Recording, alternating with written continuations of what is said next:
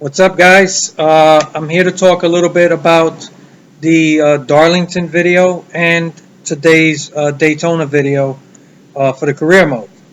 I didn't talk about the Darlington video when it came out because we had a real Darlington race this weekend, and I wanted to wait and watch the race and get a sense of what it was going to be like with this new aero package. Because when I saw the Darlington race from Real Radman's video, there was a couple of things that stood out to me that I didn't feel was realistic. First, we didn't really know what all the settings were. He kind of just jumped in the race, so we don't know what everything was set at. The only thing we know is that it was at 105. But it looks like it, as far as the AI and the spread, I think that was set to narrow, and from what I've noticed, he does seem to like racing with the narrow AI. It's not for me, but that's what's great about options. We get to pick and choose how we want this game to play out.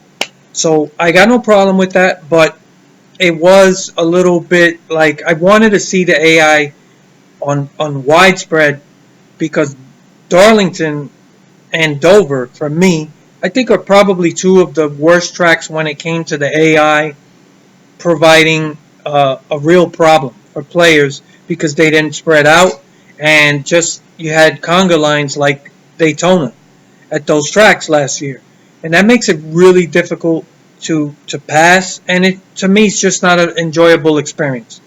When you race at Daytona and Talladega, that's plate racing. I get it and I expect it, but I don't want that at other tracks. So when you think about real NASCAR, real racing, one of the things NASCAR openly admitted was that they were kind of trying to get more plate racing type of racing at other tracks, which I hate, but I'm happy to say that really hasn't panned out that way. So I'm glad that you don't see that. I don't want that. But when you look at Darlington in particular, and I saw the race last night, it ended really late, 2 o'clock in the morning. It was a decent race, but it was a lot like, the aero package didn't change visually the way that the AI, I was about to say the AI, all the racers spread out. Historically, after the first lap, they're already spreading out and almost running single file. It doesn't take long, right? Real NASCAR races outside of Daytona and Talladega, they spread out right away.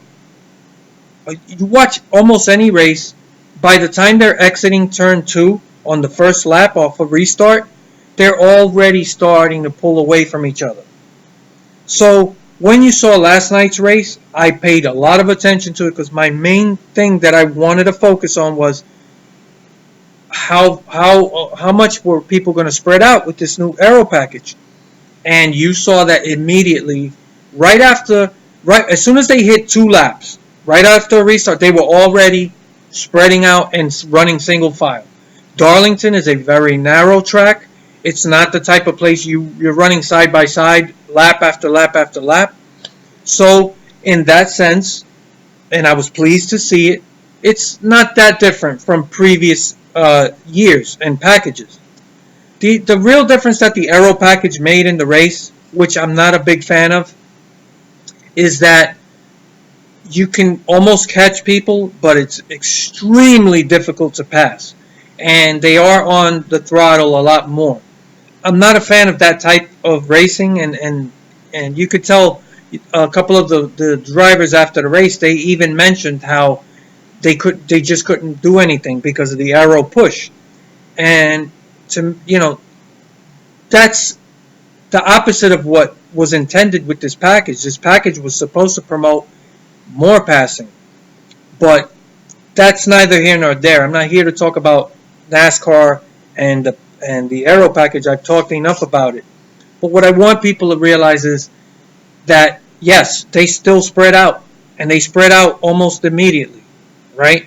And so I wanted to confirm that before I talked about the Redman Darlington video, because it's obvious to me, even though we didn't see the settings, that he probably had the AI set to narrow, which is fine. That's how he likes to race. That's, to each his own. But I would have liked to see it set on wide because I want to see how it plays out compared to real life. The good news is that from every other gameplay video we've seen with the AI set to wide, the AI does seem to spread out pretty quick, which is realistic. So I'm not concerned. So what we did see in that Darlington gameplay video, you did see kind of pack racing on a restart.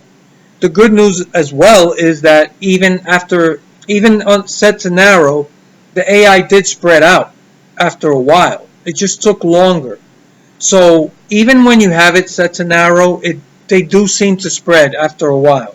So it's not like, if you have it set to narrow, they're just going to stay like Daytona pack racing. So I did notice that they were starting to spread. So it wasn't really terrible. But it's just not the way I want to race, and it's not realistic.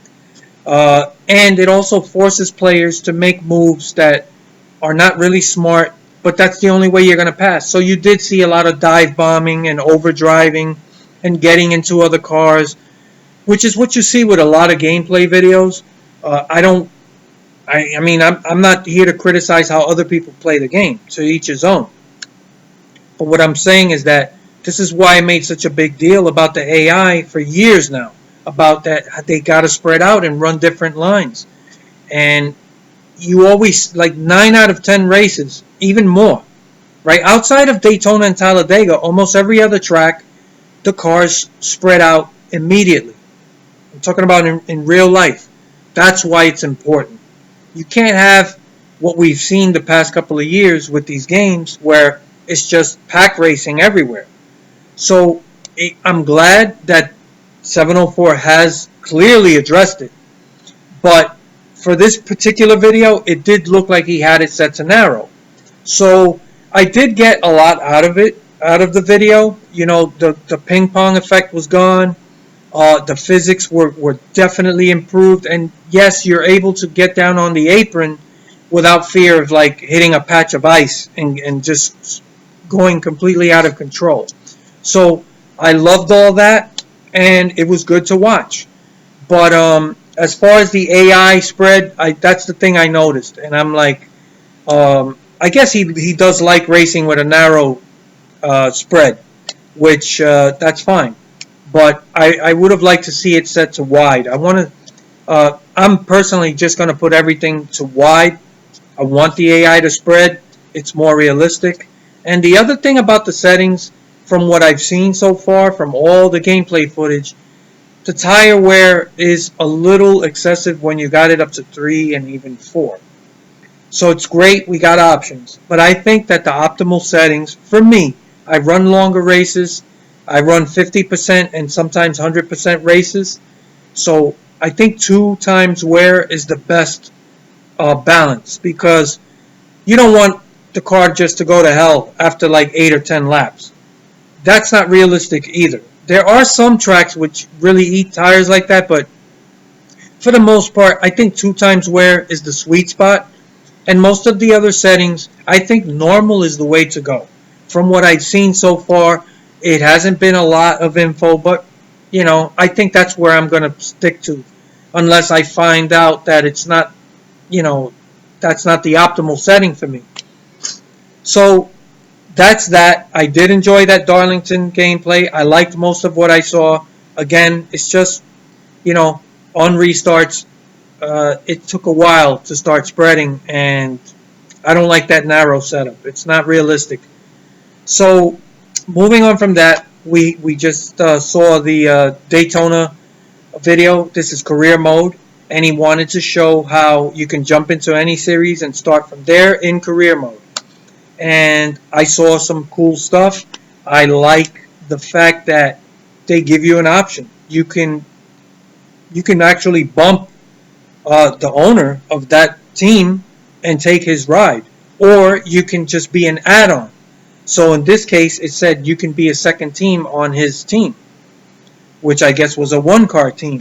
So that's awesome that you even get that option. So I love that. And immediately, as soon as he selected, his name popped up on the back windshield. So that's awesome. I love these little details, and I'm glad to see that they're finally starting to put more and more of these details in the game. Um, and right away, he's a 3-star team. He was able to work his way through the field. Now, I'm not as concerned about it as I was with the other, I think it was also Daytona video. He was hitting 215 on the backstretch in that video. It was too fast, and it did look too easy. With this one, he's a 3-star team. So it did look a little easy to get up to the front. But I'm not panicking. It's not the most unrealistic scenario. When it comes to restrictor plate racing, you do see a lot of people you don't expect do well in restrictor plate races. It's just a different animal. It's aerodynamics. If you know how to race these tracks well, you can do well even if you don't have a top ride. So I like that. That's more realistic than last year, which if you had a 3-star team, there's nothing you could do. There's no way you could keep up with the pack, and even if you somehow managed to restart somewhere mid-pack, it was only a matter of time before you were going to get freight trained. So to me, that's not realistic. So I like that even with a 3-star team, you are able to stay with the pack.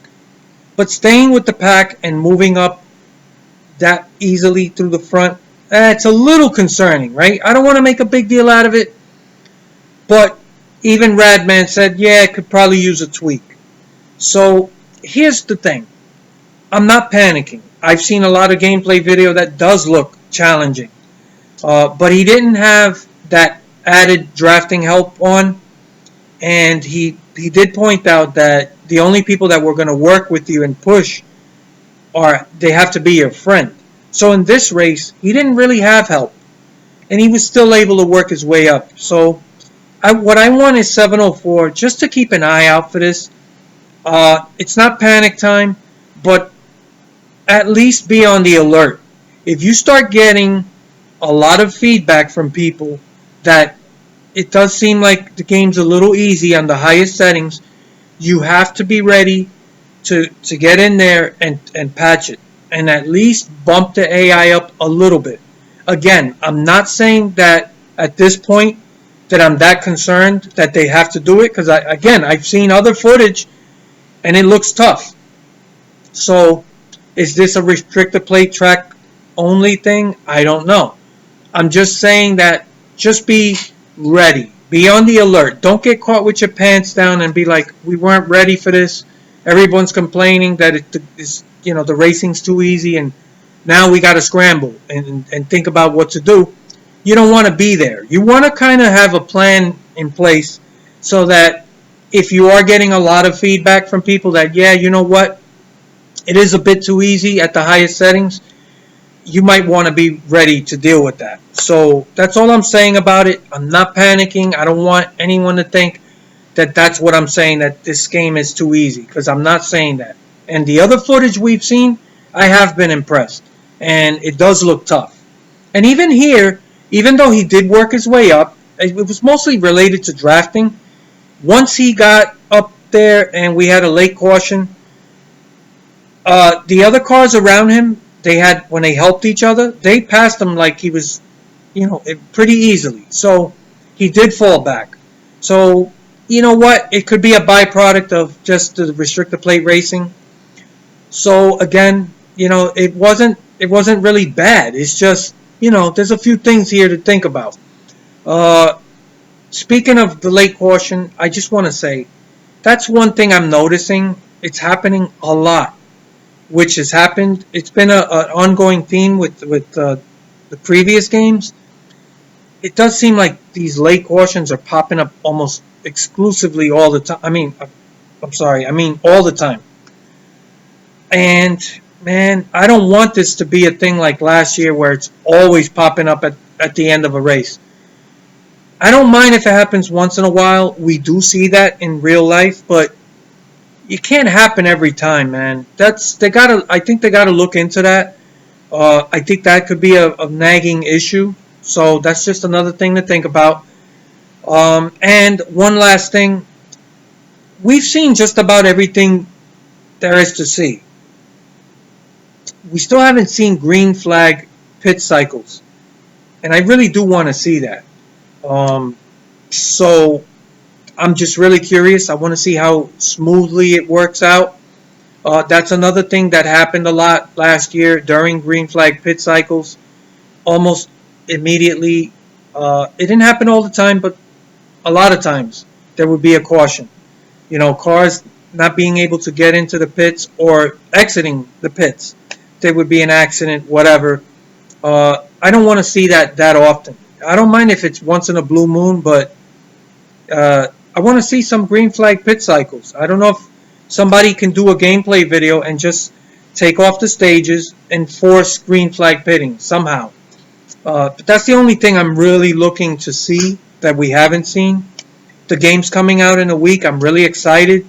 And if there's any other videos that pop up, I'll talk about it. And I look forward to your comments. Let me know what you think. See you later.